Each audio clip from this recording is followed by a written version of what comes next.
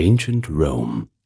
It's often remembered for its grandeur, and quite fortunately for us, a rather well-documented history, from the conquest of its legions to the intrigues of the emperors.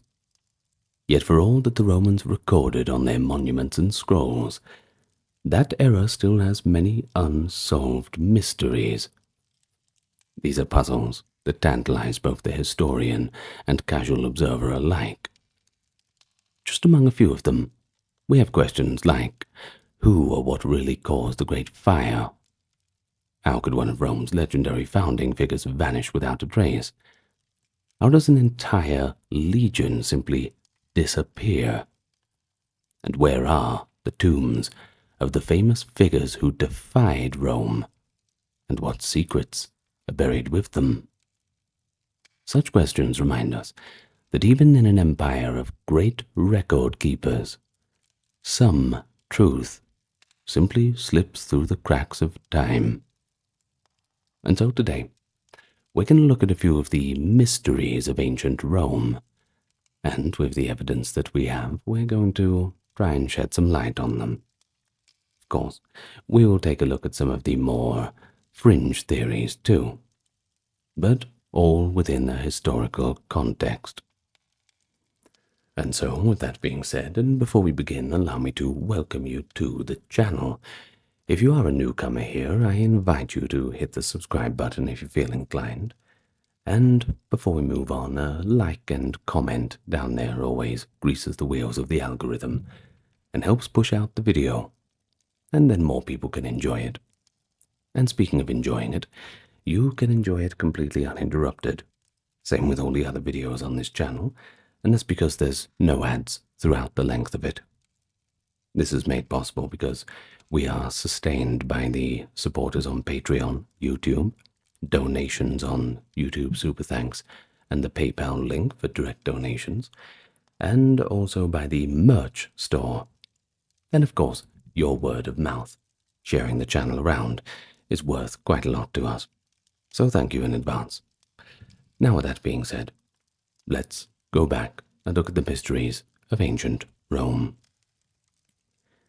And the great thing is, our first mystery reaches back right to the very founding of the city, to its legendary founder and namesake, Romulus. Now, if you don't know, according to Roman tradition, Romulus established the city in 753 BCE and ruled as its first king. But then, he just disappeared. The story of the strange fate of Romulus comes down to us through Rome's early historians in two divergent versions. In one account, Romulus was holding an assembly of the people when a sudden, violent storm engulfed the gathering. When the darkness and thunder subsided, Romulus was nowhere to be found. The nobles present then urged the crowd to accept that Romulus had been taken up to heaven by the gods. In other words, that the missing king had been apotheosized, and would henceforth be worshipped as a divine protector of Rome. And indeed, not long after, a senator named Julius Proculus claimed that Romulus had appeared to him in a vision, declaring that he now lived as the god Quirinus, and urging the Romans to carry on bravely. Now this comforting tale gave the grieving Romans a patriotic legend. Their city's founder had not died. He had just ascended to join the gods, to live up there forever, looking down upon the city he loved. But there's another version of Romulus' ends that is a bit more terrestrial, and admittedly sinister. The historian Livy, writing in the Augustan age, openly acknowledges that there were Romans who suspected a conspiracy. Some believed that the sudden storm provided cover for a murder.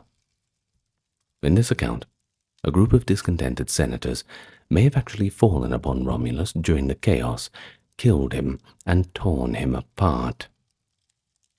Well, according to the later Greek historian Plutarch, there was a rumor that each senator smuggled a piece of Romulus's dismembered corpse out of the forum under their robe, thus hiding the evidence of regicide.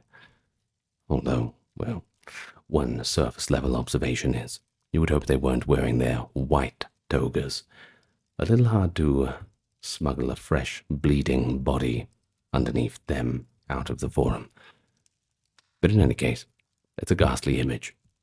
The founder of Rome cut to pieces by those who supposedly served him.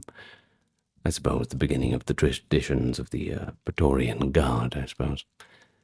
But the fact that such an accusation existed at all and had enough traction for writers to record it shows how uncertain Romans were themselves about the truth of Romulus's disappearance.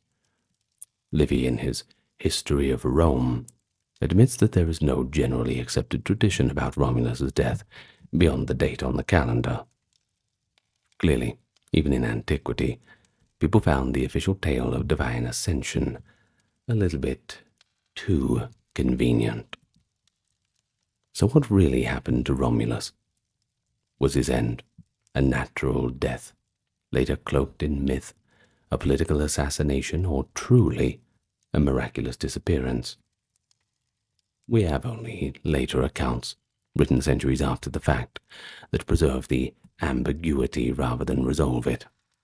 The legend of Romulus's vanishing acts almost as symbolic as a template for Roman history, a mixture of fact and myth-making. On the one hand, the tale provided a noble origin story, a founder taken by the gods, mirroring how heroes in the Greek and Roman lore vanished mysteriously when their earthly task was done. But on the other hand, the skeptical whispers of murder hinted real political tensions in early Rome, a reminder that even Rome's birth was not without its controversy. In any case, the mystery of Romulus's fate remains unsolved, because it sits at a hazy boundary between legend and history. We are left to wonder, if one peered through the lightning and rain on that fateful day, would one have seen an empty spot where a king stood, or the bloody dagger of an ambitious, traitorous senator? Unfortunately, the truth is lost to time, but at least we've got these two narratives, and those ensured Rome's first mystery endures to intrigue us thousands of years later. Well, the next little mystery, and is perhaps one of the most infamous unsolved mysteries, and that is the Great Fire of Rome in 64 CE. Now, this blaze broke out in July of 64, raged for over a week, and destroyed a huge portion of the city. And almost immediately, questions flared up as much as the flames did. Was the fire an accident? Or was it deliberately set? And if it was deliberate, whose orders? Well, the historical accounts that we have, written by Roman historians a generation or more later, offer a glimpse into the swirl of rumor that surround this disaster. First of all, the fire began in the crowded, narrow streets around the Circus Maximus, a district full of wooden shops that were effectively, well, tinder boxes really, highly flammable. Fanned by the summer winds, the blaze spread with terrifying speed through Rome's densely packed neighborhoods. Emperor Nero was away at his villa in Antium when the fire started, but he returned to the city as it burned. All sources agree that Nero threw himself into relief efforts initially, opening his gardens and public buildings to shelter the homeless, bringing in grain to feed refugees and so on, and also planting reconstruction with stricter building codes to prevent future fires. So it all looks good on his behalf, but despite these measures, many Romans suspected something nefarious behind the calamity. A dark rumor began to take hold that Nero himself had actually ordered the fire. The Roman historian Tacitus, in his work Annals, notes, quote, that neither human help nor imperial munificence nor all the modes of placating heaven could stifle scandal or dispel the belief that the fire had taken place by Nero's order. In other words, public suspicion of Nero's guilt was almost as destructive as the fire itself, and it continued to smolder even after the city was rebuilt. But why would Nero burn his own capital? Well, those who blamed him offered a few possible motives. The first was that Nero, an inspiring architect and builder, wanted to clear out Rome's old, crooked streets and crammed insulae in order to redesign the city on a grander and more orderly plan. And indeed, after the fire, as we mentioned, Nero did embark on an ambitious rebuilding program with wider avenues and the use of fire-resistant stone.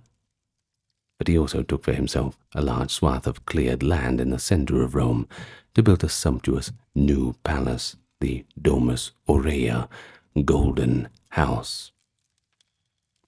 Suetonius, a biographer writing in the early 2nd century, outright claims that Nero set fire to the city so openly that people saw members of the imperial household torching buildings themselves. Suetonius even recounts the famous anecdote that Nero watched the city burn from high towers of Messenius, and, well, exulting in the beauty of the flames, sang the entire epic of the poem The Sack of Troy in costume. Well, this is the origin of that legend that Nero played the fiddle while Rome burned, though he had a lyre, not the fiddle, of course, and our sources differ on whether this performance actually occurred. But according to Suetonius, several prominent citizens caught Nero's servants in the act of arson, but did not venture to lay hands upon them, implying the perpetrators had imperial protection.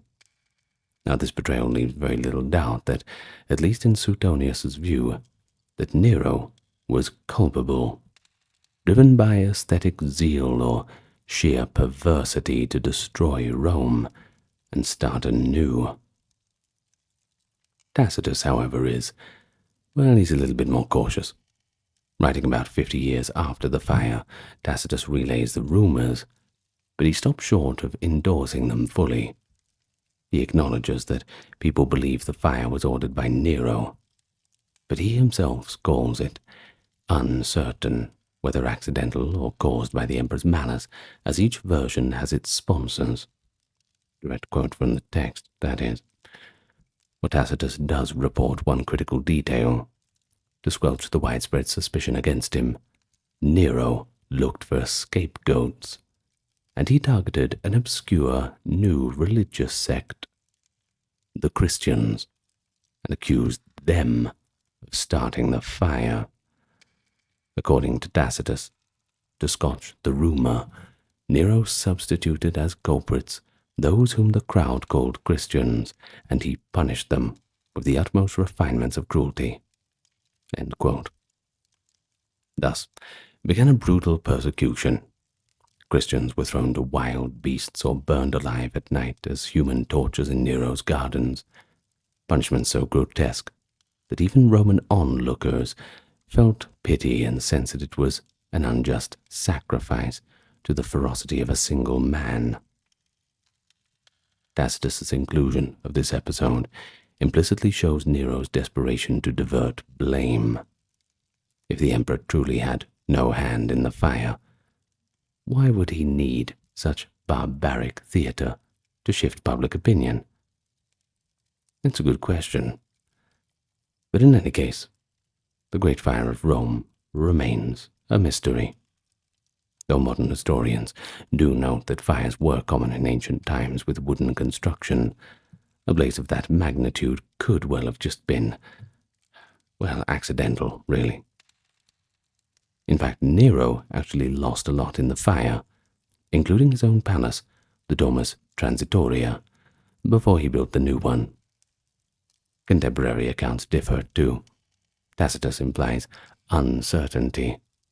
Suetonius flatly accuses Nero, and another source, Cassius Dio, describes Nero's singing during the conflagration.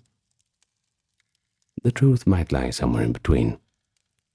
perhaps opportunists in Nero's circle, did ignite additional fires once the city was already ablaze to clear the ground for the emperor's plans. Or perhaps Nero was guilty only of callous indifference, performing music while people suffered, and later writers exaggerated this into outright arson. We cannot, at this distance, conclusively resolve the question, I'm afraid. Well, the physical evidence, that's long gone, and we have to rely on narratives colored by the author's perspectives and sometimes bias. Thus, the Great Fire's cause is a mystery entwined with the enigma of Nero himself. Was he a visionary city planner who seized a tragic opportunity, a maligned ruler, scapegoated by rumor, or indeed a mad tyrant? Well, like the glow of the flames reflected in Nero's eyes, that answer remains tantalizing and elusive in the historical record. And I honestly think that we're just never going to know. But there is a mystery out there that still might one day be found, and that is the Lost Legion, Legio 9 Hispana. Of all Rome's military puzzles, none has caught the popular imagination as much as the fate of the 9th Legion. This elite legion, raised in the 1st century BCE and battle-hardened in many campaigns, seemingly vanished from history in the early 2nd century CE. One day, it's stationed in the farthest reaches of the empire, and the next, it's gone, wiped from the records. An entire Roman legion of about 5,000 soldiers and officers, disappearing without a trace. But how could such a thing happen? And what became of those legionaries? Historians have wrestled with that question for hundreds of years, piecing together inscriptions, military rosters, later writings, formulating theories. Yet to this day, the Legion's ultimate fate remains unsolved, teetering between legend and educated guesses. So the mystery can be summarized succinctly in the words of a modern historian, quote, "The fate of the Roman 9th Legion, which seemingly disappeared around AD 108, never to be seen of or heard of again." The last concrete evidence of the 9th Legion's existence is an inscription in stone at the Legion's fortress in Eboracum, modern-day York, England, dated to about 108 CE, during the reign of Emperor Trajan, and after that, the 9th is not listed among the legions serving in the province of Britannia, or in fact anywhere else in the empire. When a roster of the Roman legions was compiled a few decades later, the mid-2nd century, the 9th was absent. So something happened in the interim to remove Legio 9 from the rolls. But what was it? There is one long-standing theory, and that is that the 9th met its end in Britain, brutally annihilated by enemy forces, during a rebellion or a war in the unpacified north. The idea was popularized by early 20th century historians, and later by Rosemary Sutcliffe's 1954 historical novel, The Eagle of the 9th. They imagined the Legion marching into the mists of Caledonia, that is, Scotland, and being ambushed by fierce Caledonian tribes. And indeed, northern Britain was a volatile frontier. We know that for a fact. And the 9th had already been mauled by Britons during the Boudiccan revolt of 60 CE. But perhaps around 115, there was an unrecorded uprising in Scotland, in which the 9th Legion was surrounded and slaughtered to the last man, its eagle standards captured, and its glory extinguished in a remote glen. Of course, this would neatly explain why the Legion never reappears. A legion that was wiped out in disgrace might simply be disbanded or not recreated. It's a number left vacant, perhaps out of practicality, maybe out of shame. However, solid evidence for such a disaster is lacking. No ancient writer explicitly mentions the Ninth Legion's destruction, and in recent years, scholars have put forward a few other interesting theories, supported by some fragmentary clues. One theory suggests that the Ninth was not destroyed at all in Britain, but rather transferred elsewhere in the Empire, possibly to an eastern frontier, and that is where it met its end. An intriguing piece of evidence was the discovery of roof tiles and bricks stamped with the mark of the Legio 9 at Nijmegen in the Netherlands, suggesting part of the Legion was in that region after 108. Perhaps the Ninth was relocated to the Rhine frontier, or even further, to fight in Emperor Trajan's Parthian War in the Middle East. One proposal even holds that the Legion participated in those eastern campaigns and suffered such heavy losses in the wars against Parthia in Mesopotamia that it disbanded and never reconstituted. Another related idea is that the Ninth could have been sent to suppress the Jewish Bar Kokhba revolt in Judea in 132 to 135 and been destroyed there, since that revolt was extremely violent and required massive forces to be put down. But no clear record of the Ninth appears there either. There are even more exotic theories. At one point, the discovery of hundreds of decapitated skulls in a London archaeological site, Walbrook Stream, led to speculation that these could be the slain remains of the Ninth Legion, executed in the capital of Britannia after a mutiny or for some crime. This theory suggests internal discipline, that perhaps the Ninth rebelled or mutinied and was punished by Rome itself, the legionaries beheaded as traitors. Well, that's a grim scenario, isn't it? Fratricidal Roman justice. But then again, direct evidence tying these skulls to the Ninth Legion is tenuous. It's not like they were putting marks on the skulls. Would have been nice if they had have given us that courtesy. And most of these skulls could likely belong to victims of Boudicca's revolt or other conflicts. We just don't know. But as of now, the leading hypothesis favored by some modern experts is that the Ninth did indeed perish in Britain, perhaps in an undocumented war in the north around 117 to 19, early in Hadrian's reign. The theory goes that an ill-fated campaign beyond Rome's established borders ended in a devastating ambush. The wipeout was so complete that Rome quietly struck the Ninth from its records and reinforced Britain with a new legion, that is, Legion 6 Victrix, which is known to have arrived in York by 122. While supporting this, we know Hadrian himself visited Britain around 122, and soon after built Hadrian's Wall, perhaps a response to military troubles in the north, the kind that might have claimed an entire legion. But still, skeptics point out the lack of archaeological debris. No mass graves or large battle remains in Scotland definitively linked to the Ninth. At least not yet.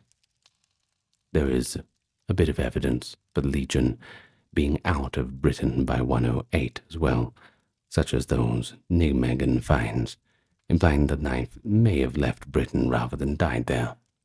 But, once again, nothing conclusive as of yet. Thus, the disappearance of the Ninth Legion Hispana remains a historical Rorschach test, I suppose. Different historians see different things, different shapes in the sparse evidence. It's all up to one's interpretation.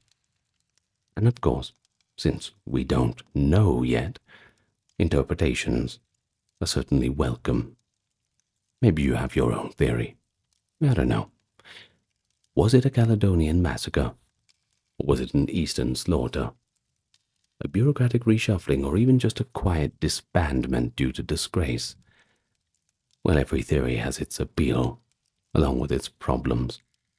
Ancient Rome's records were extensive, but they weren't infallible, and it's entirely possible an important event like the destruction of a legion went unreported in surviving literature, especially if it was considered an embarrassment. Roman politicians were not above erasing failures from the official story, but what captures our imagination is the very idea of a vanished legion. 5,000 men. It humanizes the past's uncertainties. Even a force as powerful as Rome could lose an entire army. And even the Roman Empire had its mysteries that slipped into silence.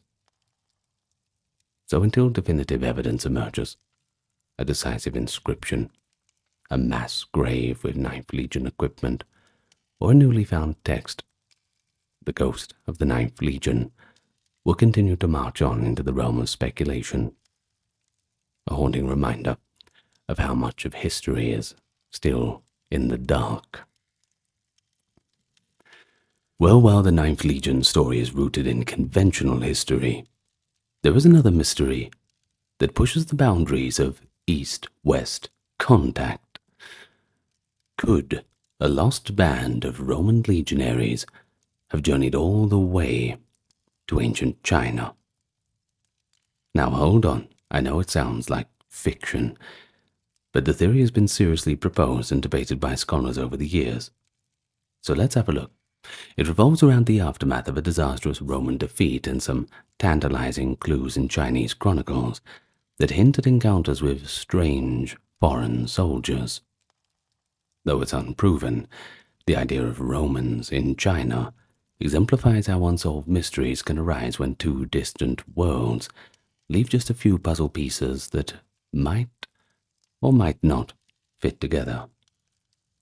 The story begins with another ill-fated Roman military venture, the Battle of Carrhae in 53 BCE. In this battle, the Roman triumvir Crassus led a massive army against the Parthian Empire and was decisively defeated. Crassus himself was killed, and about 20,000 Roman soldiers met the same fate. Perhaps more relevantly, thousands of Roman legionaries were taken prisoner by the Parthians. The ancient sources report that some of these captives were relocated eastward by the Parthians, possibly settled on the empire's far eastern borders in what is now Turkmenistan or Afghanistan. Normally that would be the end of the story, at least from Rome's perspective.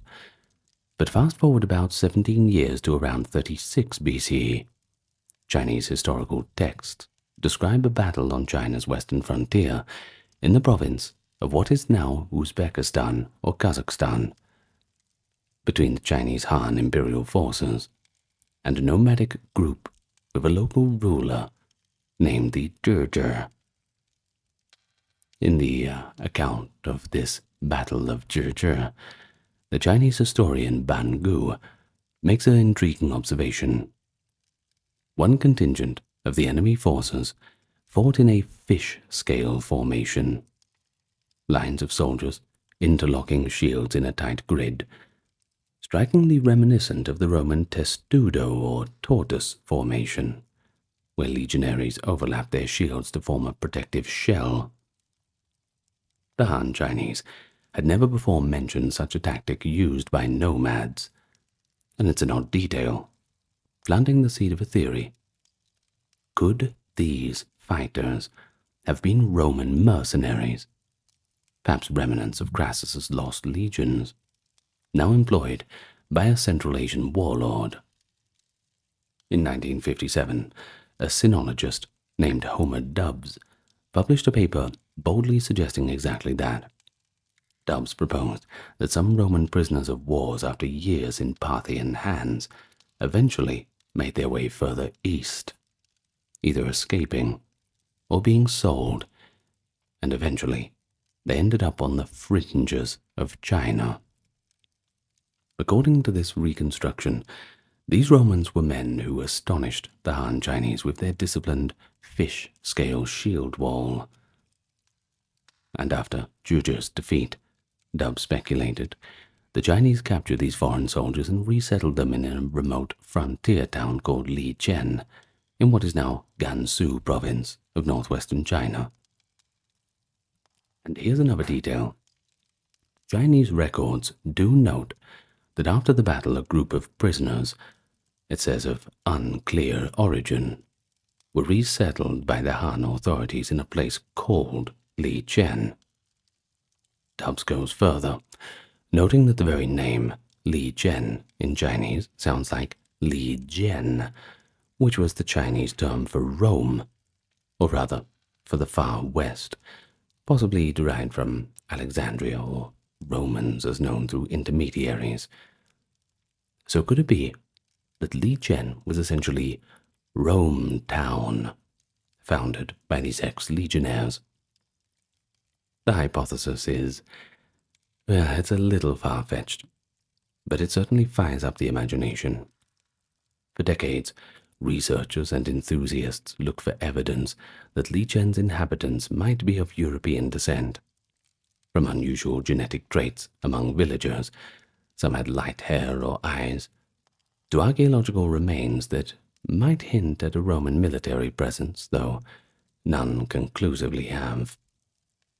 In any case, Chinese and Western historians alike were, and many still are, fascinated by the possibility of East-West contact, well before the known formal exchanges of later centuries.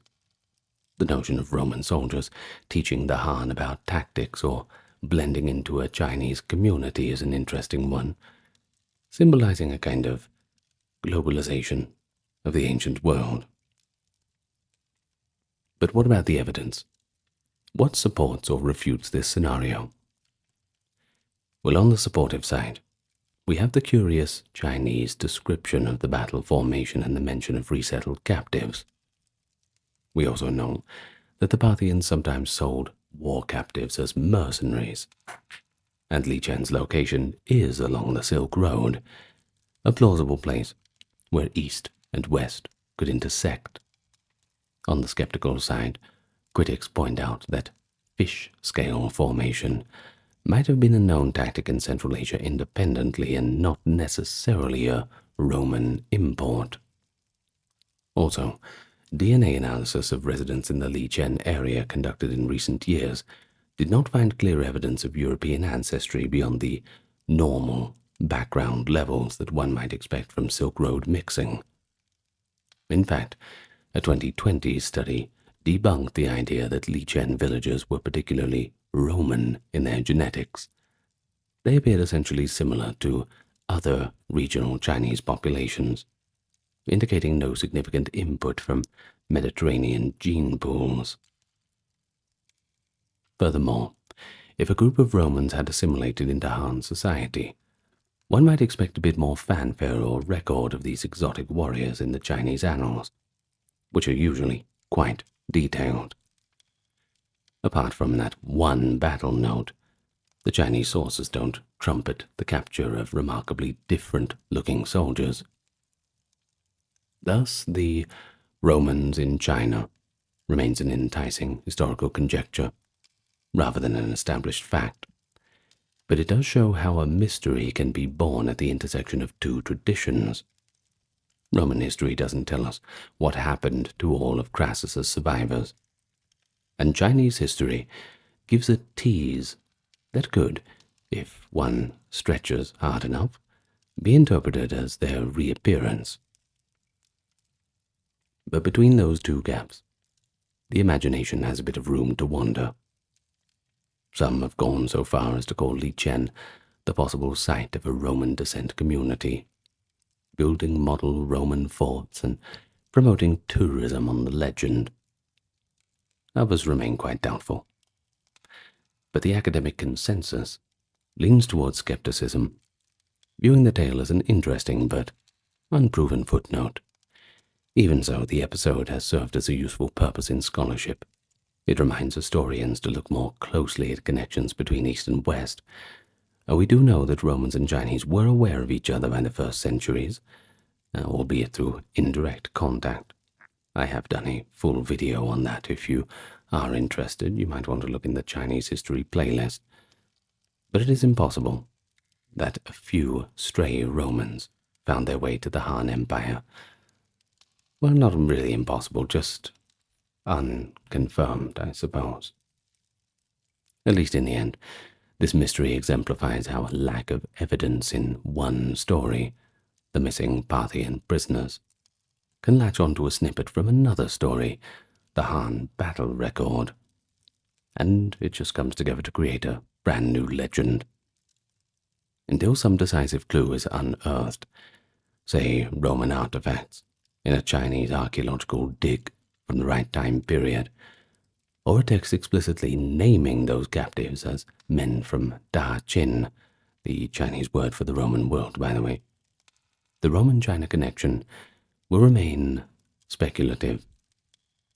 Of course, the ancient world was vast, full of migrations and different encounters, many unrecorded, and sometimes these what-ifs exist at the margins of what we know in historical context. So the lost legionaries of Carrhae possibly wandering to China is such what-if, an unsolved historical riddle, right at the fringes of two great empires' stories. And if anything, it urges us to imagine the ancient world's interconnectedness, even so far away. Now, not all Roman mysteries are about battles and legions. Some are actually intensely personal. The fates of prominent individuals, or more specifically, the final resting places of their bodies.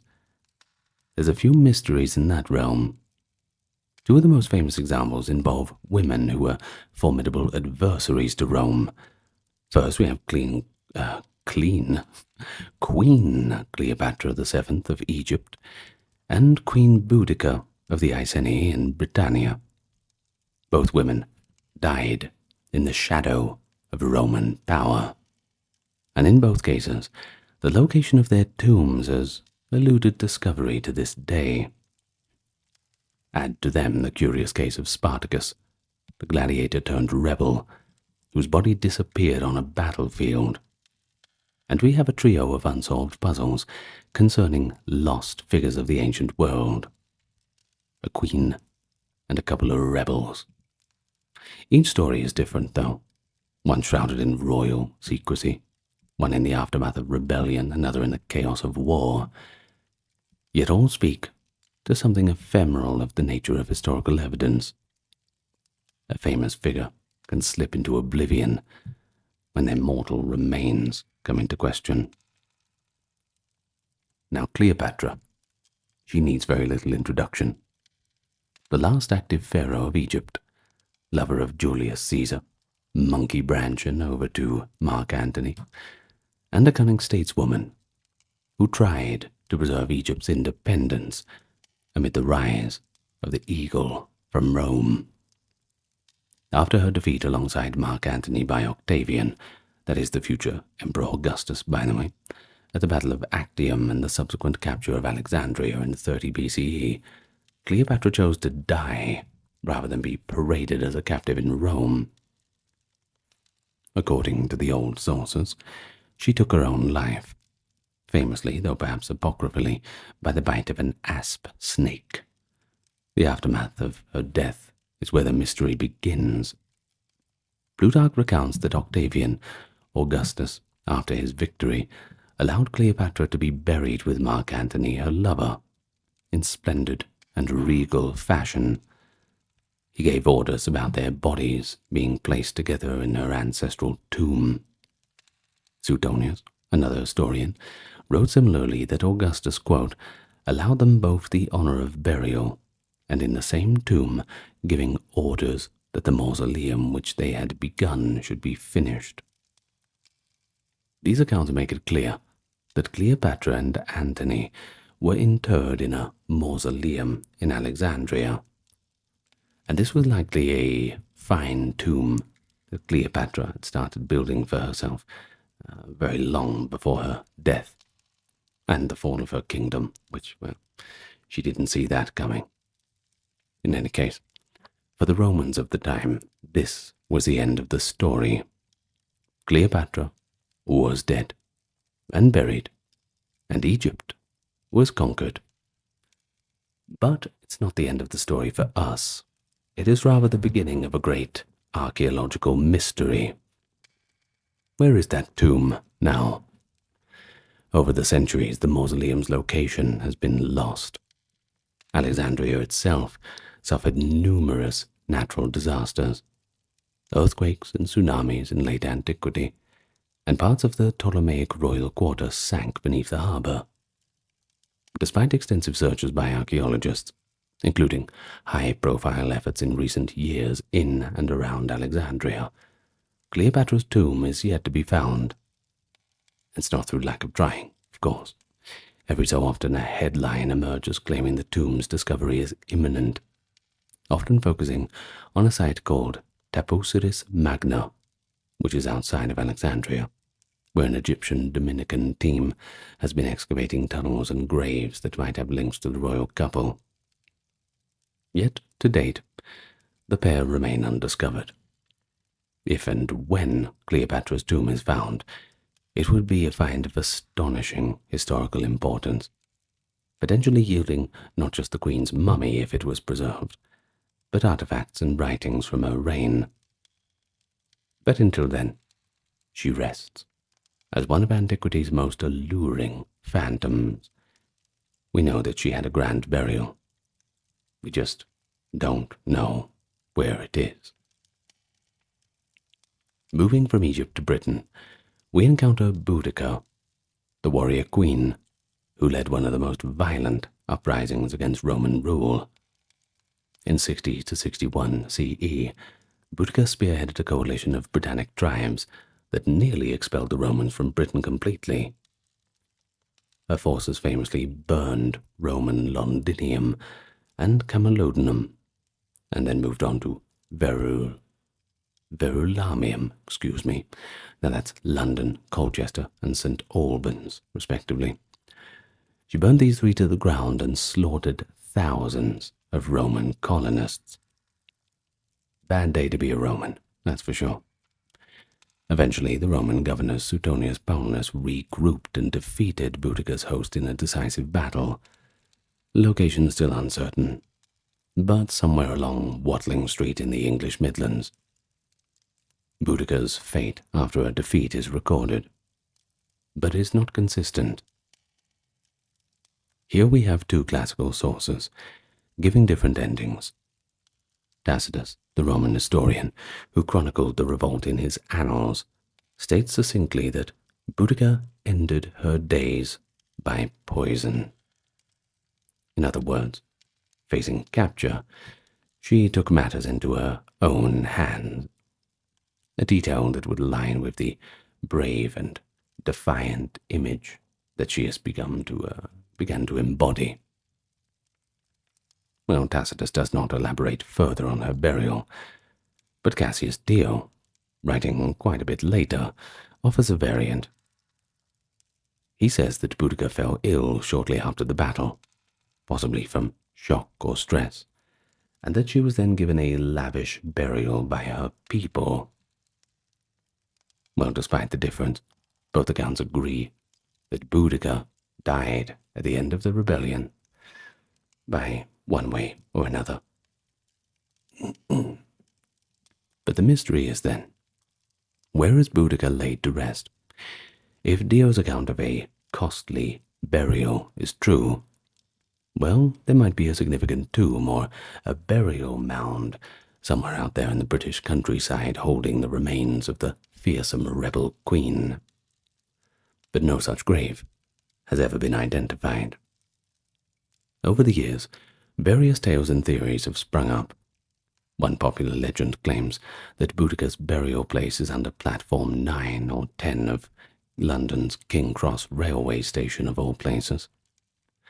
Well, this suggestion stems from the idea that the final battle may have occurred somewhere on the outskirts of what later became London, and Victorian law placed her tomb at King's Cross.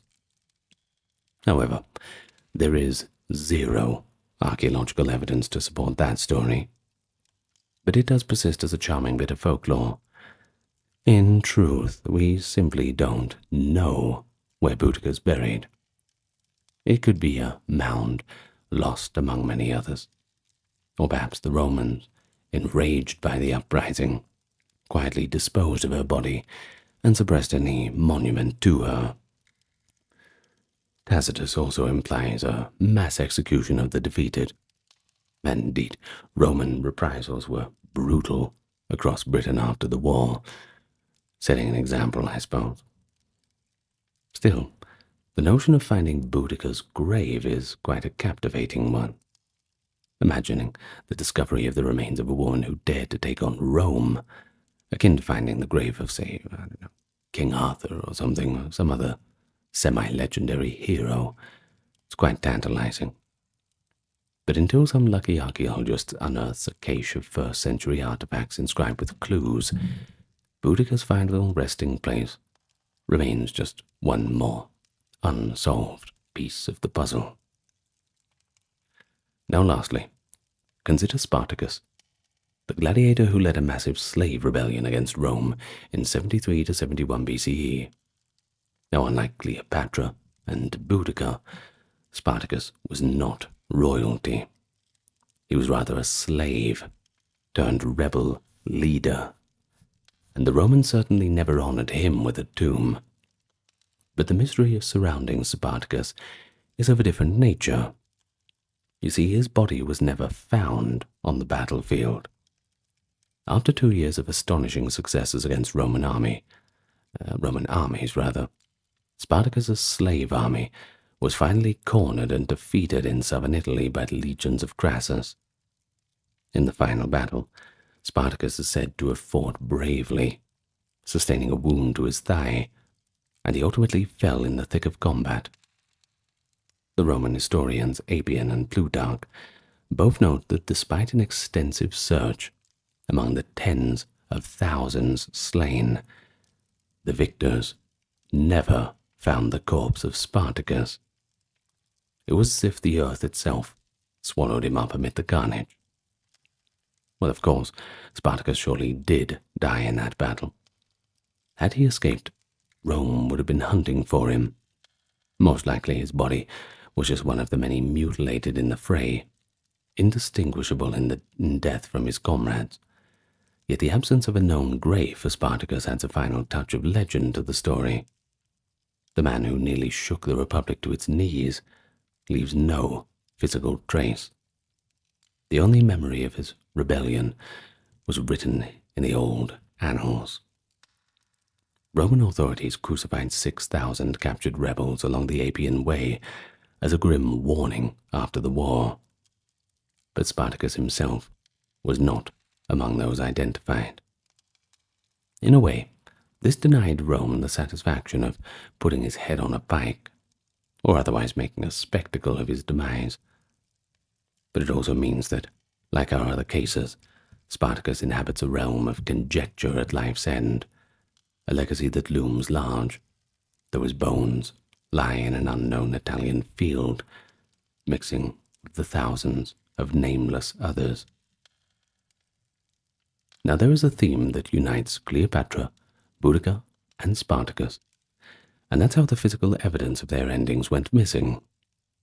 With Cleopatra and Boudica, we have intentional burials that are lost to history, one somewhere under layers of Alexandria's development, or perhaps submerged offshore, the other hidden in Britain's vast green landscape. In the case of Spartacus, a lack of a burial, or perhaps one unmarked, leaves us nothing tangible to work with. But why do the lost tombs and graves matter? Well, it's partly because finding them could provide historical confirmation and context. Imagine reading an inscription by Cleopatra herself, the last words, or analyzing Boudica's remains for clues of her age and health. It's also partly because I think we're naturally drawn to closure. We want stories to have an ending that we can touch or see. The absence of a grave turns these figures into symbols. Cleopatra's missing tomb symbolizes the end of pharaonic Egypt, and the beginning of Roman dominion. The once great queen, literally erased. Boudicca's vanished resting place symbolizes the way native resistance can be written out of history by the victors. Her story nearly forgotten until Tacitus rediscovered her much later. Spartacus's unmarked corpse symbolizes how the oppressed masses often disappear from the record, even when they momentarily upend the status quo. In all these cases, Rome won. Augustus triumphed over Cleopatra, Suetonius over Boudicca, Crassus and later Pompey over Spartacus, and yet these unsolved mysteries persist like loose threads in Rome's story. I suppose we'll just have to keep searching, literally and figuratively. Now you must remember that not all unsolved mysteries of ancient Rome involve people or battles. Some even reside in the realm of objects or just cultural practices. The Romans left behind perplexing artifacts and allusions to secret rites that continue to confuse historians and archaeologists, that's for sure. And 2 examples stand out as especially intriguing. The Roman dodecahedrons, strange 12-sided bronze objects found scattered across the former empire, and the shadowy Mithraic mysteries, a secretive cult of the god Mithras, whose inner workings were never recorded by its initiates. Now these represent a different kind of mystery, not one of different missing pieces of history, but more of interpreting evidence whose purpose or meaning remains quite elusive.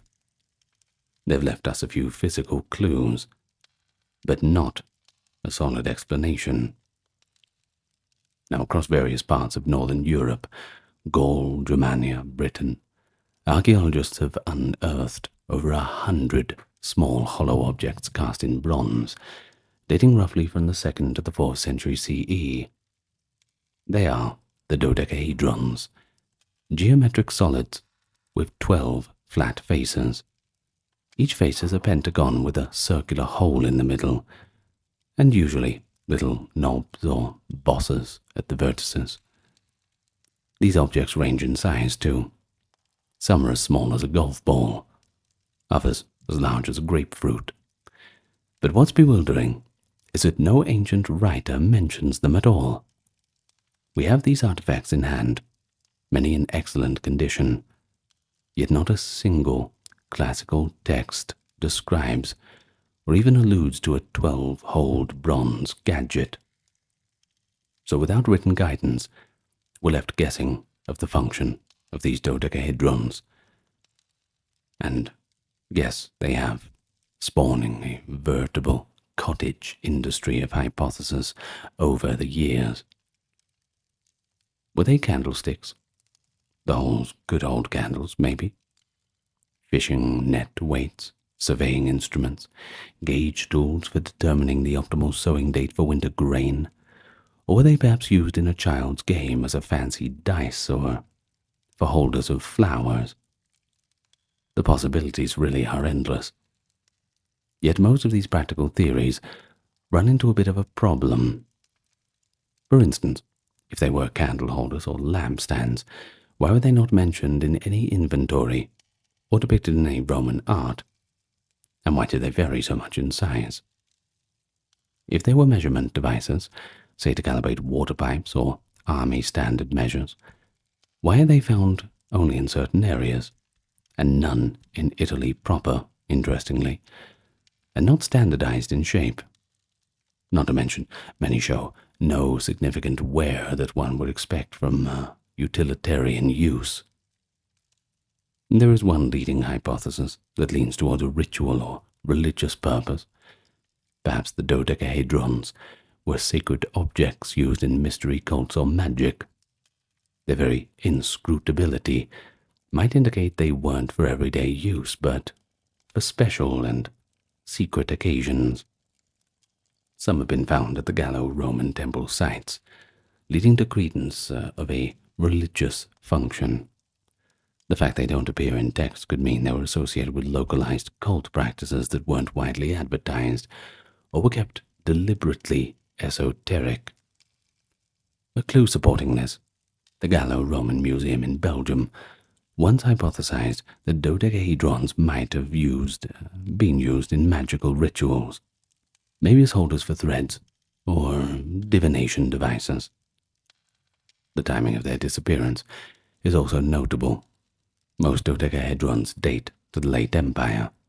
As Christianity spread and the Empire eventually banned pagan practices, objects of witchcraft or heterodox worship might have been hidden or discarded, leaving us with only the mysterious artifacts themselves.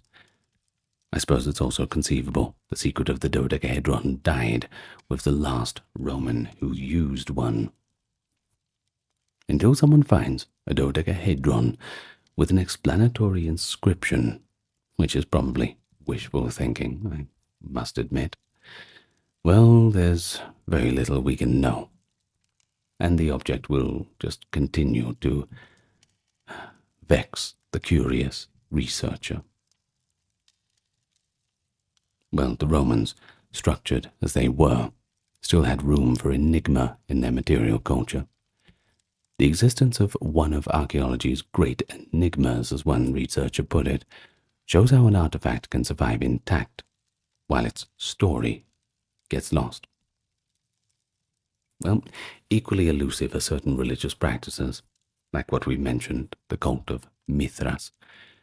Now, Mithraism was a mystery religion, popular among soldiers and merchants in the Roman Empire, especially in the 1st through 3rd century CE. Devotees worshipped the god Mithras, adapted from a Persian deity, in underground temples known as Mithraea, many of which have actually been excavated across the empire, from Rome city to far-off frontier forts. Archaeologists have uncovered richly decorated Mithraic sanctuaries, complete with altars and the iconic imagery of Mithras slaughtering a cosmic bull. We know the cult was secretive and initiatory. Followers progressed through grades, with names like Raven, Lion, Persian, etc., and their ceremonies were closed to outsiders. Early Christian writers who saw Mithraism as a dangerous rival allude to some of its rites, claiming, for instance, that the initiates reenacted or symbolically consumed blood, possibly of the bull, or underwent trials by fire or water. But the Mithraists themselves left no scripture or clear liturgy behind.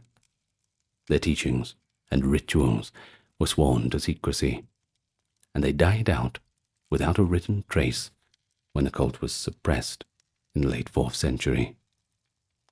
And that means that till today, despite having many physical remnants of Mithraic worship, that is, the statues, altars, and temple layouts, we just can't fully decipher what the ritual meaning was. So what exactly did the cult believe about Mithras slaying the bull? Was it an astrological allegory? What did initiates do in their ceremonies in those dark, candlelit caves? We see banqueting benches, so a communal sacred meal was probably involved. Can't have a party without food, after all. Perhaps commemorating a feast Mithras shared with the sun god. We find graffiti of devotees and inscriptions praising Mithras as Sol Invictus, the unconquered sun, and such. But so much remains conjecture. The absence of a Mithraic holy book or direct testimony from a worshipper leaves scholars piecing together clues like detectives. Every interpretation, astrological, philosophical, or even political, has its proponents. Yet none of them, not one, can be confirmed completely. So Mithraism stands as an unsolved religious mystery within Roman culture, running parallel to early Christianity in time and space, yet in contrast to Christianity, which left behind abundant writings. Mithraism is silent, save for its evocative art. We are left to read the symbols without a key, That enigma has made Mithraic studies a lively field where theories abound, but consensus is elusive. Well, other cultural puzzles could be mentioned. For instance, the Sibylline books of Rome, collections of oracular prophecies that were kept secret and consulted by the Senate in crisis. They were eventually destroyed, however, so we don't know exactly what they contained beyond fragments and references. Or the identity of Rome's secret name. Indeed, authors hint that Rome had a hidden secret name used in religious rites and kept confidential to protect the city's divine patronage. Some speculated it was Amor, Roma spelled backwards, or perhaps Valentia. But nobody knows for sure, another closely guarded state secret, and if somebody did run their mouth off, the sources imply dire consequences. Well, the fact that even in a well-documented society some knowledge was intentionally kept hidden, well, it succeeded in remaining itself so intriguing. Perhaps it's for the best. These unsolved cultural mysteries, they allow us to exercise historical imagination carefully, to acknowledge the limits of our own knowledge, and to feel a kind of kinship with the curiosity that ancient people themselves must have felt.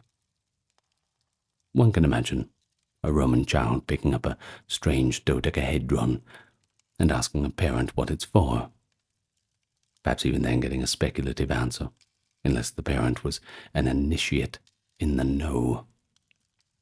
Or perhaps a non-member, standing outside a Mithraic cave hearing muffled chants and wondering what is going on in there, in that darkness. Perhaps they wouldn't let them in. In some ways, we stand in that same position. We're peering in from the outside, trying to illuminate a dark corner of the Roman world that we are not invited to. We only have a flicker of inference. Every new find can either bring clarity or just turn everything we know on its head.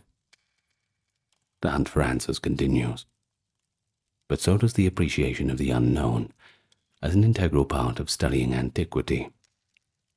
And who knows, maybe the mystery not being solved makes it all the more interesting. After all, sometimes the answers that we get in history tend to be a lot more mundane and boring than what our imaginations can conjure up. So what do you think about the mysteries of Rome? We certainly had a good time here together today. I certainly did. I enjoy these kinds of videos. And do remember that when we're talking about things like these mysteries, the things we haven't quite worked out, don't think that you're not qualified to offer your own sort of opinion about what things might be. After all, there were people who used to believe that Troy didn't exist, the whole thing was made up, and then they discovered Troy.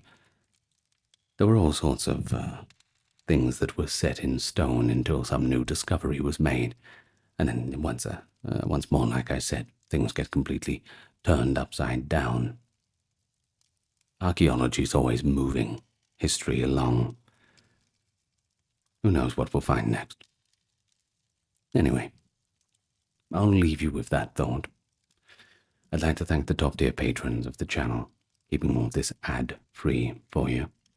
Kimberly, Christine, Sally, Ember, Susan, Cameron, Carrie, Charlene, Lindries, Katiana, Nicholas, Ulfednir, Alexander, Charles, Christine, Dr. Neuronerd, Erin, Jaden, Jim, Jeffrey, Jessica, Madeline, Melissa, Orthodox Review, Scott, Shell, Wendy, Josie, Sarah, Ryan, Thor, Cameron, Stephen, Kevin, HMSHH, Crystal, Talvery, Anthony, Lucy, Brandon, Gugu Bubonic, Nicholas, Craig, Neftis, Alexander, Gogan, Dorsey, Benita, Claire, Courtesy, Carol, Robert, Mary, Bridget, Nefertari, Yvette, Miss Mochi, 11, Allison, Free American, Jennifer, Brittany, David, Cody, Brian, Are You My Mum, Rhonda, Carrie, Catty P, Lovely, and Poma. All right. Well, thank you very much for joining me. I have been your host. You've been my guest. And I suppose I'll see you next time, whenever you feel like coming back, because you know where I'll be. Right here on YouTube, waiting for you. Good night, everyone. Lots of love to you all, and keep an open mind and a healthy imagination. Farewell for now.